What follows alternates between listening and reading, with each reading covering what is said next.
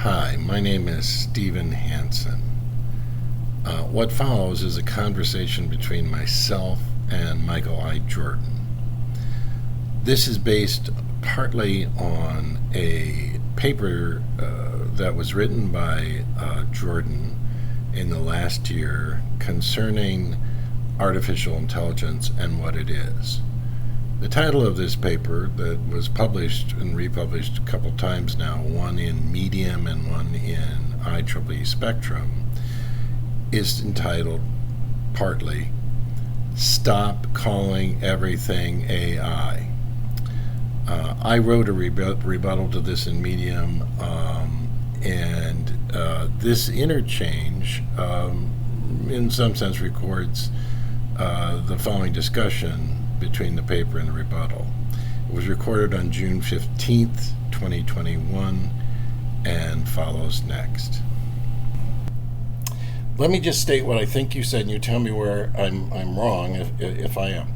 So it appears to me that you're basically talking about AI as an engineering discipline that would start from sort of defined, well-decided science like chemistry and chemical engineering, and this would allow the insights from the science to migrate their way into an engineering domain which had principles and design and control and risk management and many other good statistical quality control ideas that basically made the IA valuable and useful and have some utility, and something actually one could calculate about the AI actually being useful, as opposed to the number of parameters it has and the number of hidden units it has. Yeah, but I think Okay, go just ahead. to slow you down a little bit there. I mean, yes, historically, I think the good points of reference are things like the development of chemical engineering or electrical engineering.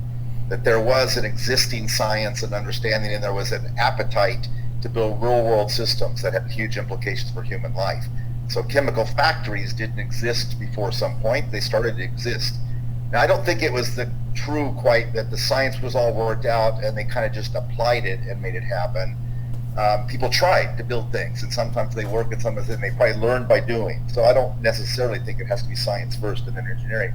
But I do think that engineering at large scale and scope is a good metaphor, if not even stronger, for what's happening now. Electrical engineering had the scope of wiring the world and bringing, power everywhere across cities and into homes and so on. And chemical engineering had the scope of building very large-scale entities which would create product. And I like this as a counterpoint to the argument that we're building, human intelligence. We're replacing a human with a computer, and this little punctate object there, the computer, is now, intelligent, and that's kind of the goal. I think a better starting place is we're building planetary scale kind of factory-like systems that have data and flows and values and decisions. And how do we make those good? How do we make them successful, happy, safe, useful, and so on and so forth?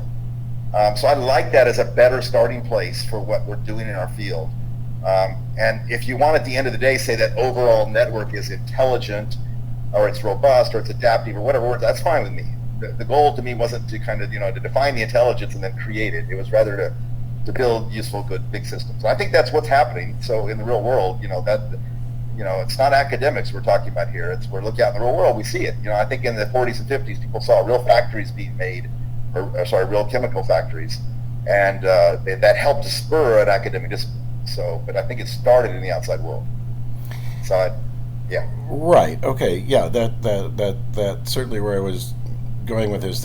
I think the contrast, though, with what's happening is what we probably want to talk about, which is what people now call AI. I mean, unfortunately, I think you're very, in some sense, courageous and maybe somewhat invulnerable here in terms of attacks, but obviously you're the minority position in a giant you just name all of our best corporations there, and even the little ones like Target are trying to figure out how to do deep learning to do something, whether it has to do with, as you say, pattern recognition. I think I would put this in a broader scope and call it mapping. but that's okay. Because I think what these things are mapping something to something, and pattern recognition may be involved with that mapping as well, some kind of encoding and decoding, and so there's a lot of processes underneath these things. Saying that, of course, we have no control over the designs or the architectures or what's happening. They're simply ad hoc. And I think you would agree with that as a guiding term for what's happening in Google. So I remember going to I think it was 2017 NeurIPS, and I walked up to the Google Brain people who were doing basically bags of words, and they were doing translation, and their translation rates were phenomenal. I mean, they were just the behavior of this thing was amazing. Okay, but then I turned to one of the kids at the post and I said, "So, are you dealing with syntax in a specific way here?" And he said, "What?" I said, like nouns and verbs and adverbs. Oh, I don't know anything about that. I said, "Do you have a linguist here somewhere?" "Oh no." I thought, "Oh God." Okay. So this of course is very frightening, right? Because now essentially the ignorance of just ignoring the past is now something productive, to right? me, that means that it's not likely to be all that successful. But it has been. I personally think that if you look at the companies that we're naming here, there's some big differences. They're all using the same technology underneath and so on. But I like the companies. I'm enamored with the business models of companies that try to create new markets. So be it Target, but certainly Amazon and Alibaba and all, they're bringing things between people.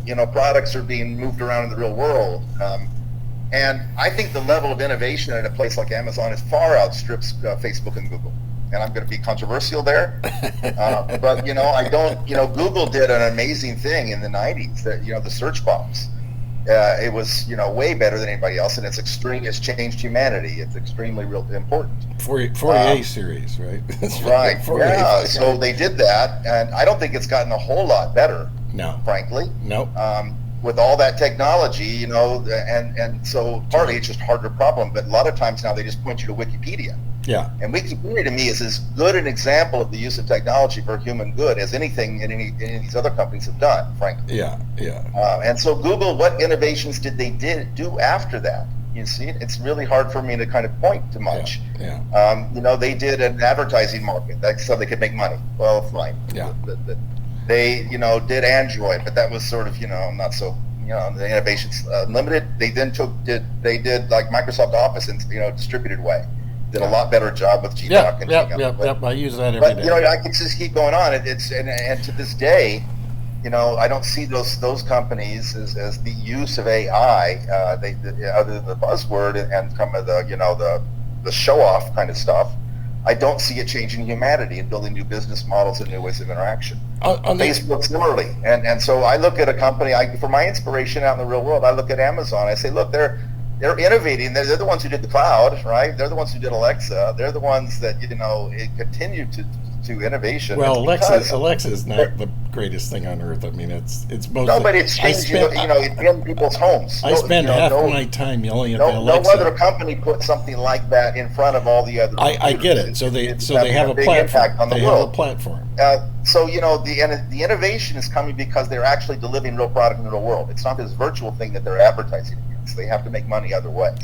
I think that's critical. I think that if you think about building real world networks that connect, producers and consumers, real human on left, real human on the right, instead of just creating value by advertising on the virtual world, that changes things. Okay, but you're talking that about kind of AI I'm very interested in. Yeah, you're talking about microeconomics here and the way in which supply chains yes, and right. It's the not market, essentially right, I get it. So what is a market? I get that. And that actually is being redefined by these companies in interesting ways. I grant that. Think about Uber. Uber did, it's Uber and Lyft. Market. Yeah. It's got some failure points. It's not, it wasn't thought out all that well. They kind of did it on the fly, right? Because they were making it up for the first time. But it was a market, and they didn't have to do advertising. And they did a lot of AI, mapping, certainly, Uber. They did pricing. They did all kinds of, matching and so on. and they don't get they don't do the PR for all that the way that DeepMind and Google does. But there was a lot of good, hardcore AI done there. So let's stop there for a second. So tell me a little bit about why or why not you think DeepMind is doing useful things. So I'm not going to, the scope of everything DeepMind does, I don't know. So it's going to be. Well, we can focus on their reinforcement learning, their games. But the reinforcement learning thing in the games, I think, was, those algorithms existed. They put it on huge hardware and did massive search in game spaces. And so I think of that as parlor tricks. I think of that, frankly. I mean, it's beautiful math underneath. It's hard work. It's amazing engineering. But, it's a parlor trick. And I think a lot of them are aware of that. It's kind of showing that we could, we might be able to do cool things. But, from that to argue that we've now figured out secrets of intelligence and therefore let us solve all kinds of other hard problems like, climate or cancer or, that gap is. But wait, they did do protein folding recently, right? So protein folding is probably the best example, but that's much later now. But that's the best example of something I think will live on as a real contribution to human knowledge. Right, not doing Atari games from raw pixels. That's not going to live on. So they all probably build on each other, and there's nothing wrong with doing Atari games. Right. But it was definitely they learned lessons. That's right. AlphaGo, the Chinese got freaked out because suddenly their historical game is being won by intelligence from the West. Yeah. And it's a big search game tree, kind of done in clever ways, absolutely, and all that. But it's not the rival of some new kind of intelligence, and it was certainly talked about that way, and it still is to this day. Folding is a very hard problem. They worked hard on. They did great stuff. They didn't solve the folding problem, by the way. No, they did not. It's not actually folding. But I mean, as a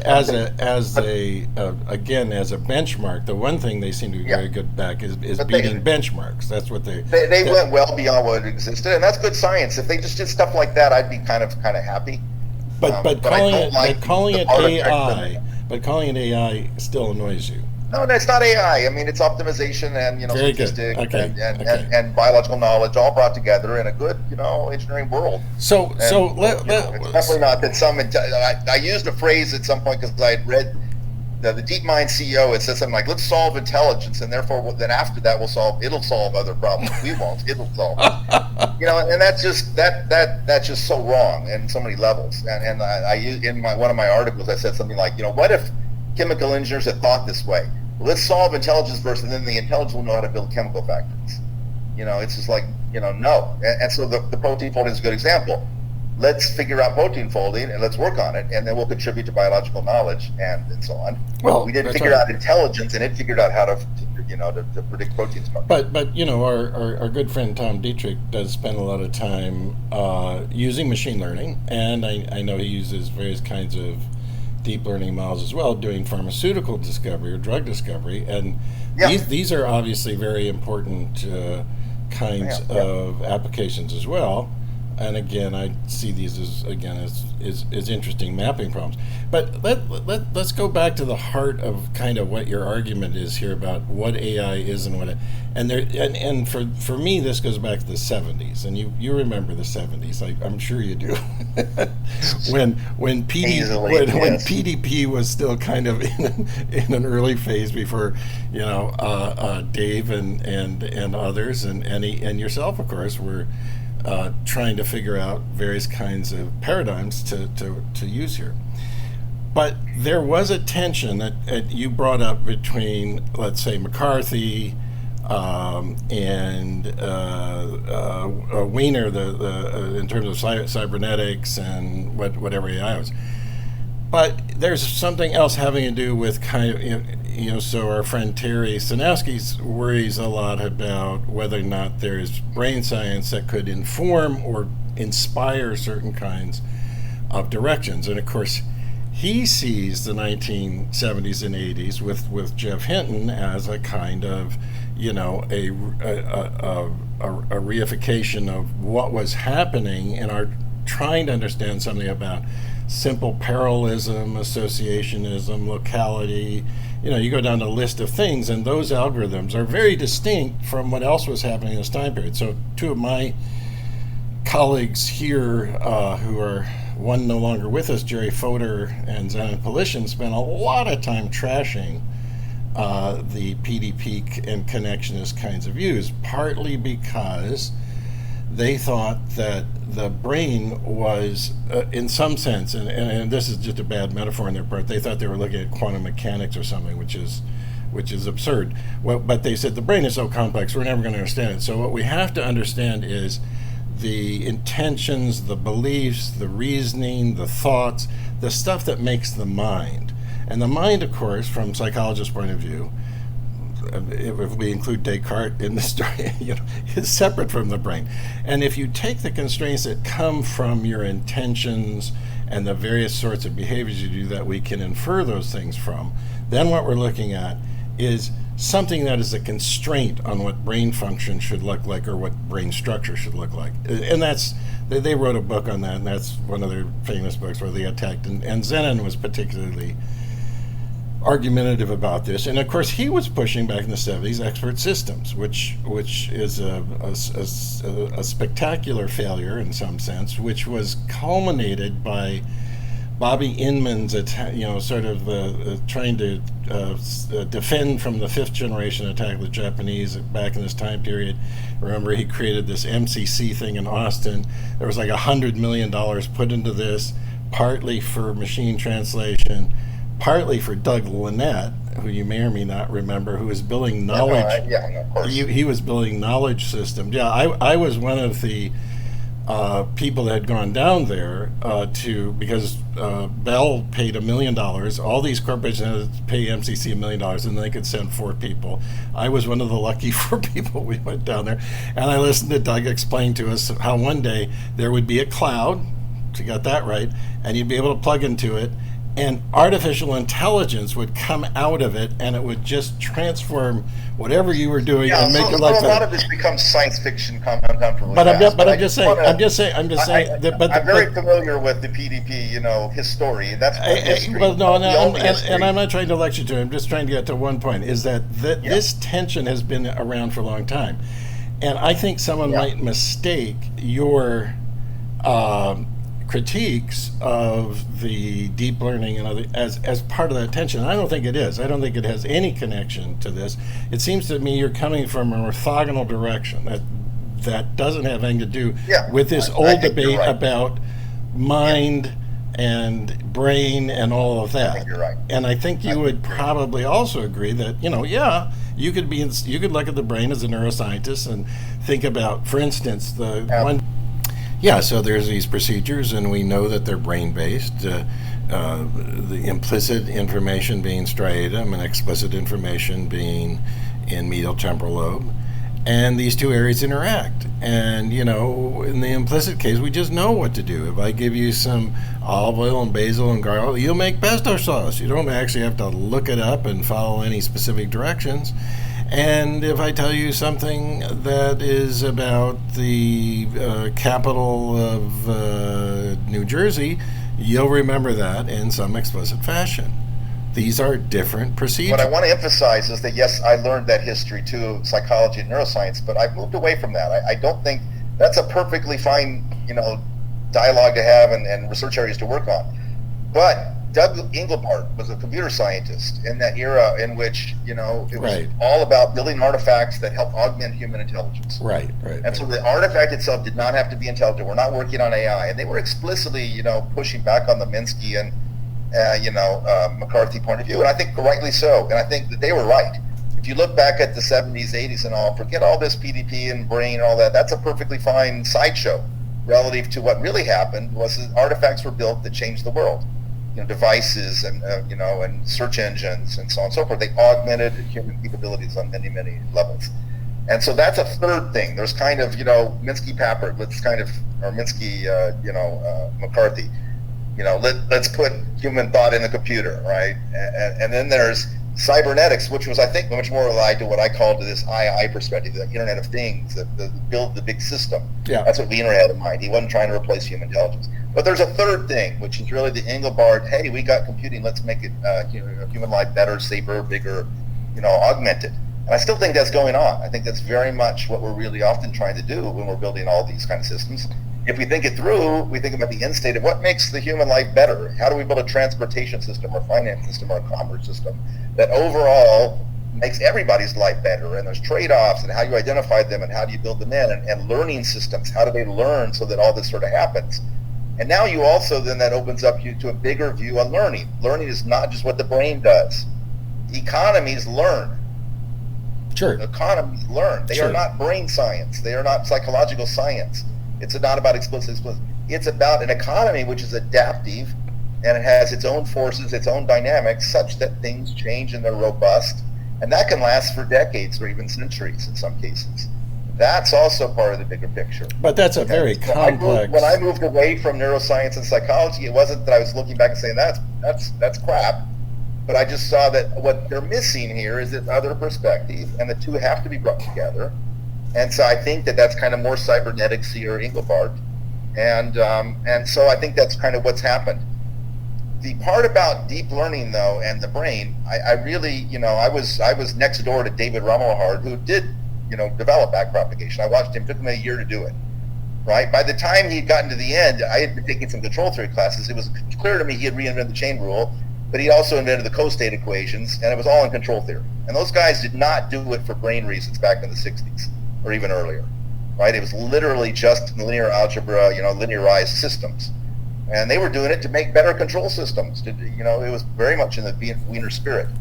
And specifically, Dave was kind of embarrassed at some point, because he says, look, the only way I can get all this stuff to work is that if I send signals backwards. It's not what the brain does, I know that, but I still want to pursue it. It's the right thing to be pursuing. And lo and behold, go through 34 years later, all the associative memory, all that stuff didn't really pan out in the sense of the big deal. The big deal was backprop, and the big deal was gradient descent. Right. And that was not brain science that led to that. It was explicitly Dave Rumelhard saying, let's find a way to get some signals backwards in these, layered parameter systems. I knew Dave pretty well too, and I and he and I talked a lot about these kinds of things. And he was not focused necessarily, as you well know, on optimization or control theory. He was focused on how do I transmit information in a parallel system and do some kind of mapping between this input and this output. I totally agree. Dave was a psychologist and a neuroscientist and all that. Right, I mean, that came from he was a great linguist. But just to be clear, when I'm talking about Dave's big achievement that lives to this day, it's backprop. Okay. Right, but like you say, there's many ways to invent the wheel, and at the end the wheel gets used by lots of people. But the point is that wherever the control theorists were coming from, Dave was coming from an entirely different direction. The fact that there was some convergence on a method that seems to be very useful in lots of contexts, and now, due to Jeff and other people, has been scaled up in a ridiculous way to be, phenomenal in terms of its output. And I know you would agree that it's phenomenal, but I also think you'd agree that you have the same concerns I have. It's like, what the hell are they doing? It doesn't make any sense. They've got more parameters than anything. The regularization of this thing sucks. How does it work? And they don't know, and nobody knows. And that's bad. That bothers me less than I think it seems to exercise you and others. Oh, it drives me nuts. It's a big, if you think about nearest neighbor, right? If you sort of build a big box that did nearest neighbor really, really well on the whatever GPUs you needed, it would take in all kinds of rough statistics that we don't really understand about it would ingest all kinds of data and all that.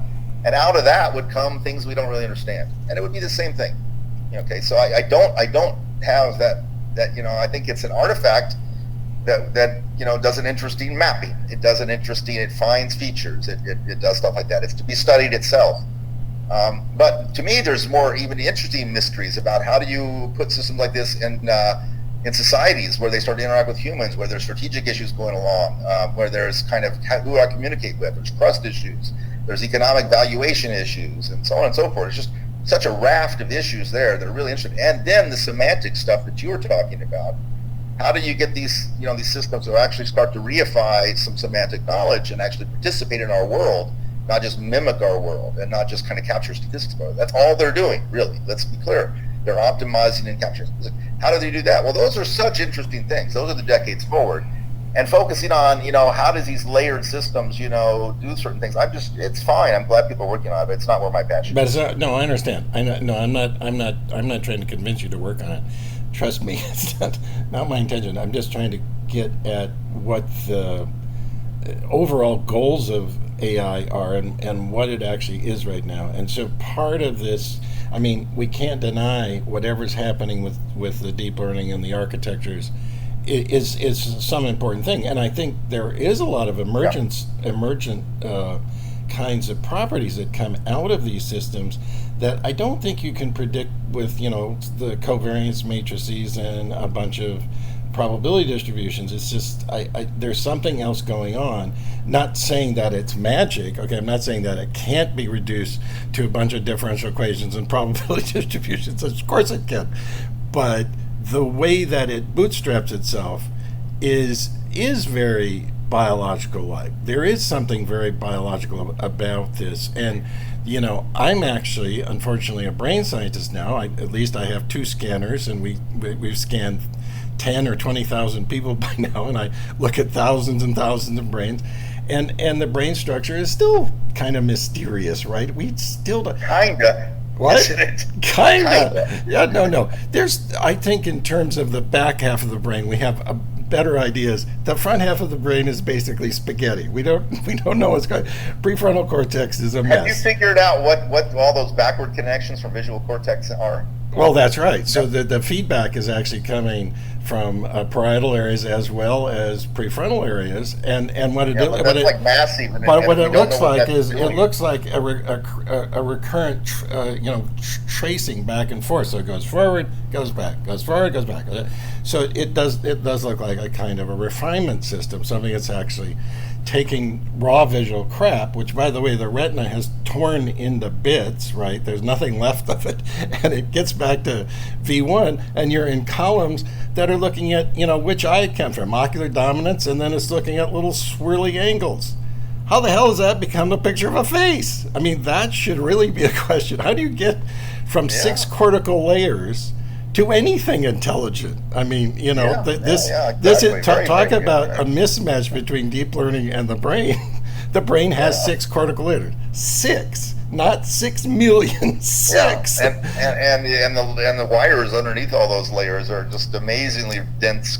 That's right. Weird connectivity of all kinds. That's right.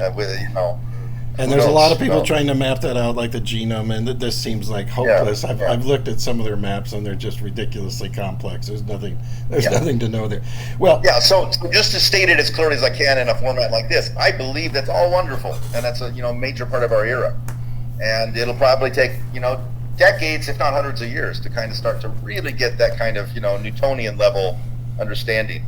And it's going to change the world, right? There's also other things in our era which are equally important, right? And so I just right. But we are in a phase transition with regard to whatever AI is. So there's 2 things that can happen here. One thing can be that the deep minders and other terribly smart people are working on these kinds of things, and they come up with some simple principles that actually allow you to control this, and it reduces down to something you and I are familiar with. It's not mysterious. That's one thing. You went a little quick there. Deep, I'd love it if some mathematical equation did something wonderful, but what? Control this, I think was the term you used. But I need to hear more of a concrete. What do you mean? What's that piece of mathematics going to do? It's going to be enough to throw that in a box, and the box will do. No, I don't think so. No, I think that what we're looking at is a large dynamical system that is completely over parameterized, and it regularizes itself somehow. I don't know how. But now we're looking forward. I guess you're kind of talking about looking back, that we have that sort of system now. But what should research involve going forward in AI? I guess is what you're trying to get at. Yeah, that's what I'm trying to get at. It's not the search of a magical little piece of little equation. No, it's not. So Doug Lynette had a great line. He said, I'm looking for the 70 lines of code, and once I find it, I'll have AI. Okay. Now, so the hyperbole doesn't stop, at the beach Yeah. here. No, It it's goes all the way yeah. back. Yeah, no, So, it's amazing. so we never did find the 70 lines of code, and we're not going to find the 70 trillion weight thing that all of a sudden becomes intelligent. We know that that's actually going to slide off the cliff at some point. Now, does it hit the ground and break apart again? So essentially, we have a third backlash of essentially neural networks against the idea of doing this kind of unbridled, thoughtless, let's do a learning rule and change some weights and see what happens kind of model, versus is it going to be somehow rationalized by mathematicians? Now, I have one little footnote there. I've been going to the Institute for Advanced Study has, in fact, they hired an Italian fellow. I can't remember his name right now. You may know him. He's a mathematician, and he has written some papers on deep learning. And he had a big, kind of workshop party thing, and I went to this in Princeton, and I listened to them talk, and the first 5 hours of this sounded so much like a PDP session in the 1980s. The mathematicians were like, I don't know what this is, I don't know what's going on, but here I think there's gradient descent, and gradient descent works like this. I'm going, really? that's why. And they went on doing this for a couple of years, and then it just collapsed. I mean, they're not doing. There may be a few of them still doing it.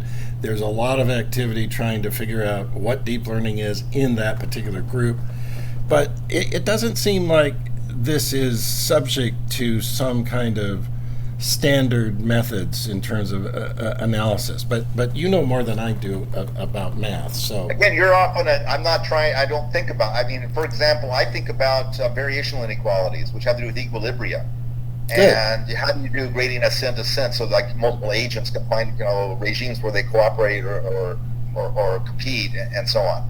And I don't care whether that's what a brain might do or whether something or collections of people might do or whatever. I care that it's a way to organize a system so that kind of good things happen over the overall system. Well, I can tell you a lot of brain scientists. That's a form of learning.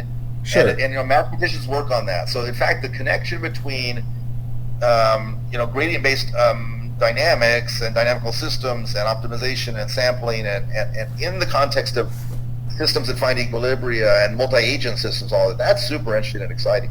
Okay, and a lot of mathematical input has come there, that's not going to go away. So if there's an AI winter or whatever, that's not going away. None of that stuff's going away. It's all real, and it all leads to real-world systems, and it's kind of part of our era to work on things like that. Okay, so I don't, and the thing that I'm not opposed to AI as an aspiration, even though, I've lost the battle. The terminology is going to be, it's picked up by the PR, and so on and so forth. But it does I find it weird that, say, Yuri Nesterov, who has done, miraculous work in optimization theory, or a Brad Efron who's done miraculous work in statistics, their algorithms are being called AI, and they're being called AI. That's just weird. That's just weird. And if there's a winter, do those guys suffer? Well, I mean, that can't be. As we know, ignorance is bliss sometimes. So this is one of the things that pushes us. So maybe one word I think I don't have anything particularly against AI per se, but one word I think I don't like that I really would like to see people not use so thoughtlessly is autonomy. Oh, okay. Nice. Yeah, I like that. Because intelligence, fine, we can debate what it is. No one really knows. I think there's an economic model for it. You maybe think you need to study babies or monkeys. That's all good. Learning, again, a little bit hard to pin down, but maybe a little easier than intelligence. But one that really, is kind of, it comes out of the mouths of too many people, in my view, is autonomy, that we're supposed to build autonomous systems. That shows, look, Mom, no hands. That shows I was so smart, I was able to build a system that did it all by itself. Therefore, first of all, I'm intelligent because I built the thing, and then the thing itself is intelligent because I didn't. And that also leads to this kind of concentration of just a few people have to work on it. You can't have like the whole world, putting it all. You have to have like a few people, because otherwise the intelligence came from too many people. It had to be the idea of a few people at DeepMind or whatever. And so, but the problem with that is we don't want autonomous things running around. We want things that communicate and cooperate. I think in one of my articles I talked about, the air traffic control system. Right. If we thought the way to design that was to build a bunch of autonomous planes that figured out what they wanted to do, and hopefully they would interact well because they're so smart, that would be just totally wrong. You want to build an overall air traffic control system where there's not autonomy. Well, but just to challenge you a little bit, I mean, supposing we thought of the traffic systems in highway systems with cars as a market, and we thought basically we had cars as self-driving, autonomous, so-called cars, and they not would. Autonomous. I just the so-called autonomous cars. So-called autonomous. People talk that way. We can bring Elon Musk here. I'm sure he'll say that. But here's the thing: you then could have a marketplace where the cars negotiate and do some kind of very simple packet passing of stuff, and I won't hit you if you don't hit me, kind of thing, which of course is impossible now, right? In fact, as far as I can tell, the more the millennials and Gen Zs are on the road, the more dangerous it is for boomers like me driving, because they're coming too fast and they don't have any risk maintenance at all, and so they don't understand that, hey, you can die in this thing. This is no matter how fast. The autonomous car people understand that if you got rid of all the humans, then you could build a perfectly good system tomorrow. That's right, but and you'd have no accidents. That's the challenge. That's right, but that you could see that as sort of, in other words, if you had, I guess they wouldn't be autonomous then, because they'd be communicating systems in a network that's in a big grid, that's a marketplace that is basically trying to increase flow of the traffic, decrease accidents, possibly increase revenue for whoever owned them and stuff like this. So there's a sense in which the microeconomics would basically solve all of these car problems. Now, of course, one of the things that prevents this is that young boys want cars. Maybe young girls do, but certainly young boys want cars, and it's a powerful thing. It's a sense of entitlement. It's identity. It has all of this sort of bad things that social media has, which allows people to believe that they're like. But it is a real world phenomenon where social media is not. You can copy the same bits as many times as you want, and so that's how Trump's voice could be amplified. A kid in a car has got a limited radius of danger. That's right. That's right. Right. So there's partly that, but look, I don't believe that microeconomics can solve everything, but you got to remember the framing of the problem. The framing is that there's scarcity. That I want to go down the street and you want to go down the street. There's not enough room for both of us. There's some scarcity, and economics is the field that studies how to deal with that scarcity. Right. Right. And how do you deal with it? Well, it's not. We can start to talk about it, but it certainly involves your utility. How much of a hurry are you in today? And that utility is not absolute. You don't always dominate me. It depends. Depends on all kinds of things. And when you start saying it depends, then you're back. You are in the world of a market. A market allows you to express the "it depends" notion. Depends on what? Well, in this moment, I'm just kind of realize I'm in a big hurry, and you're not in a big hurry. Therefore, I get a little, utility boost by doing this, and you don't, and we save some money for a future day. We have pricing. Economics provides tools to start to think about that, and it provides tools for trying to decide what I should do next, given what I'm thinking other people are doing. And if you think, well, there's going to be some bad actors. Well, there's bad actors in all kinds of markets, right? But their effect is often tamped down by the mechanisms of the market. You think that through, you're more robust, because you realize the bad actor can I find ways in which they can only have a limited effect, right? Well, and moreover, can I incentivize them not to be such bad actors? If they really want their goal, can I find ways to make sure the market incentivizes them to actually achieve their goal without hurting others?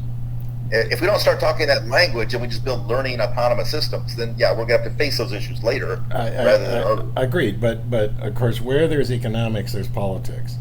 And capitalism and communism and socialism. Well, but all let's be these. A little careful. I'm just saying there's a floor and a ceiling, right? Where there's religion, there's politics. Where there's theater, there's politics. There's politics everywhere. I think economics is because it's powerful, tends to get associated too readily to politics. But we sort of say, well, economics is bad because it's political, or because it it has money involved, or because No. I wasn't going there. I wasn't going. No, I was simply going to say that. No, you're not going there, but people tend to. Yeah, no, they can, and that's why politics is bad to simply randomly cross with other kinds of systems.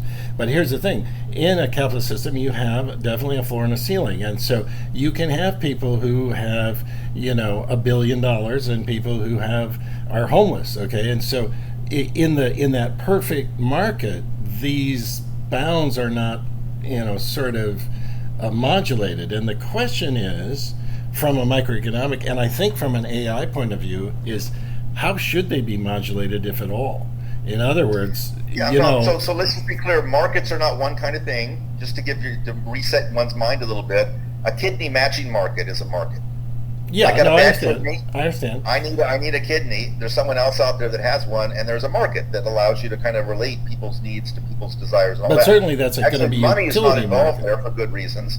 Oh. But markets are definitely not one kind of thing, and you can have regulations on markets. You can have set points for markets. You can have all kinds of controls. You should, by the way. Okay, so it's not right. So it's not a philosophical thing. I get your point. In other words, there's an engineering aspect to that as well that can be controlled in the end.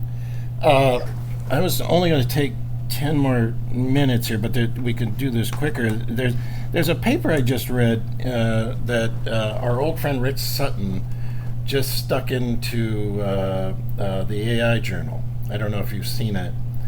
And it directly, I think, not intentionally, but directly kinds of attacks your position in that the title is Reward is Enough. I think that's the title. But what they're talking about, of course, is a very simple agent actor, kind of the old Sutton-Bardo systems that did do some limited planning, but with various kinds of policy search and various kinds of recurrent neural networks, things that have memory and can set goals and then do limited planning, and then again you're just letting loose backpropagation in a very large network to set this thing up. And they have a large story in this paper that does seem plausible to me, and it actually does make sense in the kind of arguments you're making. In that now they're going to argue at the end these things can be autonomous and useful because you're also an agent, they're an agent, and so there are regulations on both of you in the way that you interact with this agent. So it's more like the marketplace ideas that you have proposed, but it's like the human and the semi-autonomous thing. You don't like autonomous, so it's interacting in that same marketplace. And the utility derives then from whatever, let's say as we get older, we do have autonomous or semi-autonomous robots bringing us things to drink and bringing my walker so I can walk, and basically doing the kind of care that you're spending an enormous amount of value on a nurse or somebody or caregiver that basically could be doing something else that might be better. So here's just a way in which we see the boomer society basically giving over to 20, 30 years from now, these autonomous systems that are negotiating the world for you. But is this a bad thing? You don't have to go all the way to that kind of science fiction. I mean, already our memory, the search engine helped my external memory. I can't remember your name. Well, it helps me remember. I can't remember the capital of Afghanistan. Well, it's sitting there. Correct. So Mr. But that's still, I think, very much part of the Engelbart and also the Wiener tradition. The Engelbart was that these systems help us as humans to augment what we're able to keep. Engelbart invented the mouse, right? He invented the mouse, and so that's exactly the kind of engineering innovation you're talking about. It's something that, if you notice that when people use computers, they point and touch things, and in fact they do this from 5 years old on, having a mouse actually is something that is natural and actually more efficient. As we can test the fact it's still here. So he invented some very, again, you look at the inventions, just like I said earlier about Amazon, you look at the various inventions and you say, well, were they just smart? Well, they are, but no, there also was kind of a thought pattern behind that, a business model in the case of Amazon. And in Engelbart's case, it was very much, his thought pattern was what I start with what the human's needs are, and I kind of go backwards from there. I don't develop a smart autonomous system and hope it does good things and I find use cases for it. Rather, I start with the human need, I go backwards from there. And I think that style of thinking is just the human centered. A little bit more here, instead of let's build our smart little robot and it's all super capable, and then it will, or hopefully will, or might solve problems, especially if I haven't interacted with others. It'll just, great things will emerge. Right. I'm not comfortable as a, watching the world go haywire from time to time. I'm just not comfortable with that. I want to think it through a little bit in advance. I agree. I think, and Don Norman, of course, was one of the early proponents of this human-centered design. Yeah, he was. And the whole idea, the whole idea by that Don and Dave, both of them. That's right, exactly. And the whole idea that engineering would basically adapt to the human as a function of things. Using lots of examples in one of his books on this kind of thing, and I think it's insightful, but I think there's also a limitation there. I think one of the things that's a concern is, I remember Jerry Tesoro when he was first working on backgammon and he was trying to get that to work. He then said, "Oh, okay, and I said, Jerry, what are labeled examples are you? How are you doing?" He says, "Oh, they just play me." I said, "Are you like a really good backgammon player?" He says, "Oh yeah, I'm like amazing." And I go, "Whoa, that's great." But what happens when you find a human that can beat you, and then of course your system is kind of boring? And he not due to me, but he went back to IBM, thought about this for a while, and he invented kind of a GAN system where you'd have these two systems fighting each other until using reinforcement learning until they got better. And then he wrote me one day, he says, "It's beating me." Interesting. And it was like, and he said it took a month, but the thing literally started to beat me, and I don't know how it's doing it. And I thought, this is a really important insight about the way this kind of emergence, and again, we can talk about it as pattern recognition, but certainly there's strategic aspects to backgammon and these games. So there's something to this emergence that I really want to save here, and not assume that, getting three of the brightest Nobel Prize winners together, or I guess Turing Award winners is one thing I can think of, is the three brightest Turing Award winners and put them together and say, okay, you figure it out. Well, I just don't think that's going to happen either. One of my other examples of that ilk is, when I was a kid, I used to like to do high jumping, and I was pretty good, even though I'm not a very tall guy. But I reached our limits, and everyone high jumped in a particular way. You ran up and you did this barrel roll thing, and we all got better and better and better and better at it over the years, and so on. And then just randomly, this, I suppose hundreds of thousands of people were trying to high jump, and one of those high jumpers turned out to be this guy Fosbury, and he says, "What if I go over backwards?" Right. And he went over backwards, and he probably realized fairly quickly that was not a bad idea. Right. And all of a sudden you got some purchase from there. And so that's kind of, yes, in the wisdom of crowds, there's also the creativity of the crowd. That's it. That's something brand new can happen, and you would never predict that this guy would have done it, right? That's he wouldn't Nobel Prize winner. So I think this is a good point to stop, because I think you and I generally agree on everything at this point, although probably not everything. That's neither here nor there. Thanks for chatting with me. It's always great to talk to you, Michael. I can remember, years ago when we were at least in the same university, and I'd come by and chat with you for a while, and you said, "Hey, did you see this paper by McClellan Rimhart where they're doing this?" This. And I said, "No, what is that?" And I didn't remember that, but yes, I remember you well. You were a little older than me, and so you were already kind of a guru. You didn't have quite the beard, but you were a respected older person in my life. Well, that's nice of you to say. The most common thing that happens to me in grocery stores is little children walk up to me and say, "Are you Santa Claus?" And I say, "Yes, I am, and you should listen to your mother, because I'm watching."